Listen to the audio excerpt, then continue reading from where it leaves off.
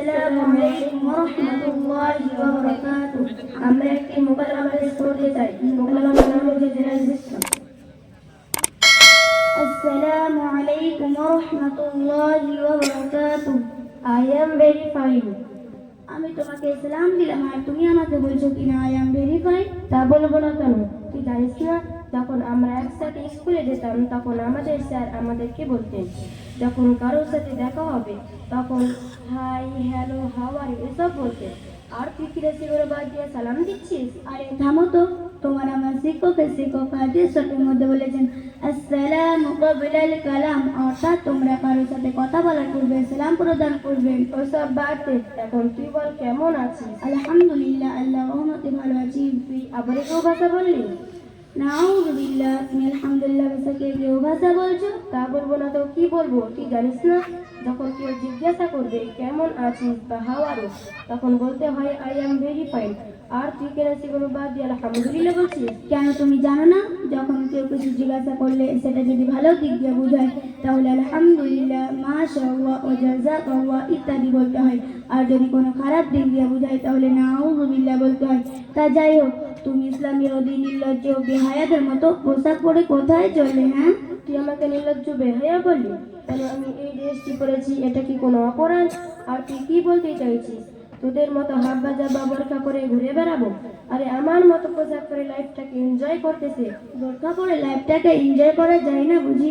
হায় আফসোস, হায় আফসোস, তোমাদের মতো মুসলিম করে হাজার হাজার মেয়েরা পর্দাটাকে হালকা ভেবে নিচ্ছে এবং সব সময় যেন বিবেচার লাঞ্ছিত বঞ্চিত হচ্ছে। এই তোদের সমস্যাটা কোথায় বলতো? আমাদের কোনো সমস্যা নেই, সমস্যা তো তোমাদের। তাই জন্য ইসলামের সুন্দর সংস্কৃতি ছেড়ে প্যারা চর্চা করো, আর জঘন্য সংস্কৃতি তোমাদের খুব ভালো লাগে তাই জন্য পর্দায় করো না। আচ্ছা, তখন থেকে তো তুই পর্দা পর্দা করে যাচ্ছিস, পর্দা মানেটা কি বলতো? পর্দা মানে হলো আবরণ করা বা ঢেকে রাখা। পর্দা করাটা মুসলিমদের জন্য অন্যতম একটি বিধান। পর্দা আল্লাহ পাক কি বলেছেন জানো? কি আবার বলেছেন? আল্লাহ পাক সূরা কাহফের শুরুর দিকে বলছে, হে নারী, তোমরা তোমাদের ঘরে অবস্থান করো।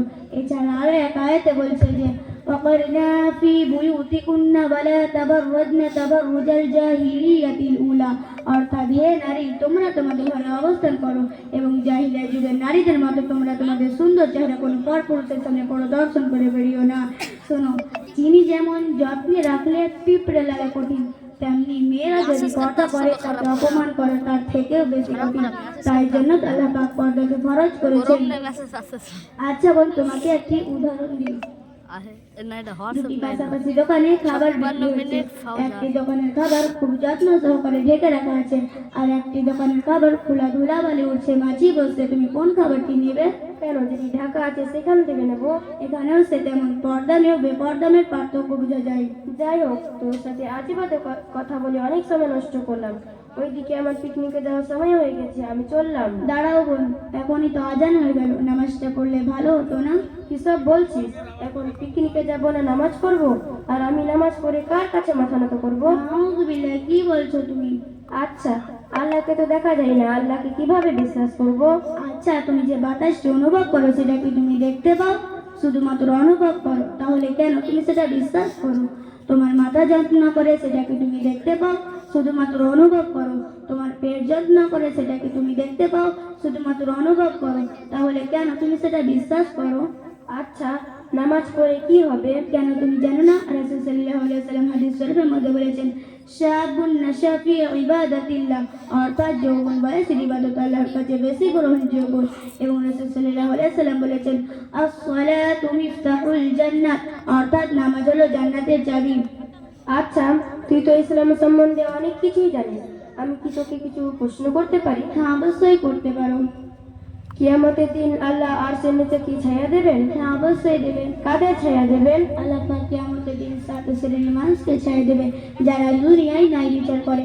যে যুবক তার যৌবন বয়সে আল্লাহর ইবাদতে কাটিয়ে দিয়েছে, ওই ব্যক্তি যার হৃদয়টা মসজিদের মধ্যে ঝুলন্ত অবস্থায় থাকে, অর্থাৎ আজান শোনার সাথে সাথে মসজিদে যাওয়ার জন্য ছটফট ছটফট করে, যে শুধুমাত্র আল্লাহর জন্য পরস্পরকে ভালোবাসে, আল্লাহকে ভয় করার জন্য যে ব্যক্তি প্রেম ভালোবাসাকে আহ্বান করে কিন্তু সে তা প্রত্যাখ্যান করে, আল্লাহর জন্য যে ব্যক্তি গোপনোদন করে, যে গোপনের জন্য আল্লাহর জিকির করে। আচ্ছা বোন, তুমি তো এত কিছু শুনলে তোমার কি নামাজ পড়ার ইচ্ছা হয় না? কে বলেছে ইচ্ছা হয় না? আমি না হয় নামাজ পড়ি না, কিন্তু নামাজ সম্পর্কে সব জানি। আচ্ছা বোন, বলো তো নামাজ কয় ওয়াক্ত? নামাজ 5 ওয়াক্ত। বলো তো ফজরের নামাজ কয় রাকাত? ও, এই কথা তো আমি তুলে মেরে বলে দিতে পারি, তুই শোন তাহলে। ফজরের নামাজ 6 রাকাত। ফজরের নামাজ 6 রাকাত না, ফজরের নামাজ হলো 4 রাকাত। তা যাই হোক, তুমি কি সানাটা বলতে পারবে? তুই কি আমাকে পাগল ভেবেছিস? তোকে দেখে কি আমার মিষ্টির দোকানে ময়দা মনে হচ্ছে? আমি মিষ্টির দোকানে ময়দা নয় যে তোকে আমি ছানা বানাতে শেখাবো। তার থেকে তুই এক কাজ কর, 2 দিনের জন্য আমার ফোনটা নে আর ইন্টারনেটে সার্চ করবি কিভাবে ছানা বানায়। আর তাও যদি না পারিস, আমি তোকে টাকা দিচ্ছি, মিষ্টি কিনে খেয়ে নিস, আর তোকে ছানা বানাতে শিখতে হবে না। আরে আব্বা, আমি যে তোমাকে সানার কথা বলছি, এ সানা ও ছানা নয়। কেন? ছানা কি 2 রকমের হয়? তুমি বলছো খাওয়ার ছানা, আর আমি বলছি নামাজের ছানা। ও, তা প্রথমটা বলতো। সুবহানাকা আল্লাহুম্মা। থাক, আর বলতে হবে না, সামনে ঠান্ডা আসছে তো, তাই জন্য শরীরটা ঝিম ধরে গেছে। দাঁড়া বলছি, সুবহানাকা আল্লাহুম্মা, মাঝখানে আর কিছু হবে না।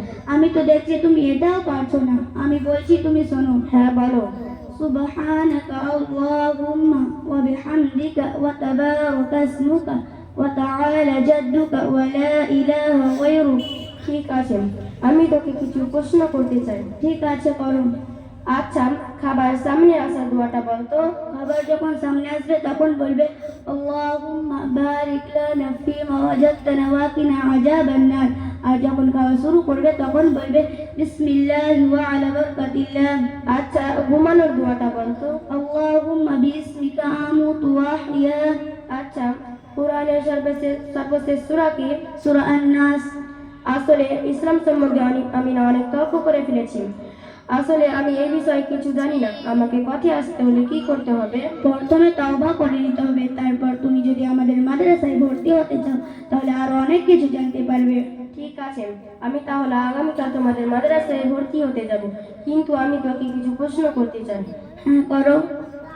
আচ্ছা, আমি যদি নামাজ পড়ি তাহলে কোন দিকে ফিরে নামাজ পড়বো? কেন তুমি জানো না? আল্লাহ পাক কোরআনের মধ্যে বলেছেন ফাওয়াল্লি ওয়াজহাকা শাতরাল মাসজিদিল হারাম, অর্থাৎ মসজিদে হারাম তথা কাবার দিকে মুখ করে নামাজ আদায় করতে হয়।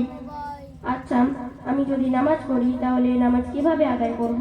আল্লাহ পাক কোরআনের মধ্যে বলেছেন কুমু লিল্লাহি কানিতিন, অর্থাৎ সিজদার সহিত নামাজ আদায় করো। তা তুমি এত সুন্দর পড়াশোনা ইলম হাসিল কোথা থেকে করেছো? কেন, আমাদের সাবধানগর ইসলামিয়া সিটিকে মাদ্রাসাতুল বানাত এতিমখানে আমাদের বড় হুজুর আরো 3টি হুজুর আরো 2টি আকাউন্টে চাকরি সহকারে পঠন পাঠন করান।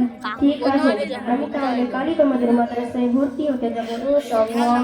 ঠিক আছে, আমি কালই বড় হুজুরকে বলে ফর্ম ফিল আপ করিয়ে ভর্তি করিয়ে দেবো ইনশাআল্লাহ। আমিন। আমিন। আসসালামু আলাইকুম ওয়া রাহমাতুল্লাহি ওয়া বারাকাতুহু।